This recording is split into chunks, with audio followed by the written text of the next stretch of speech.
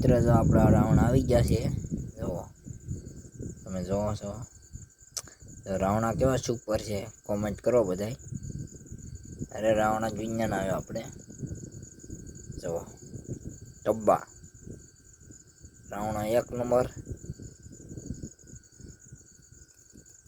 બધા ટબ્બા થાવ અને કેવાય રાવણા જુઓ.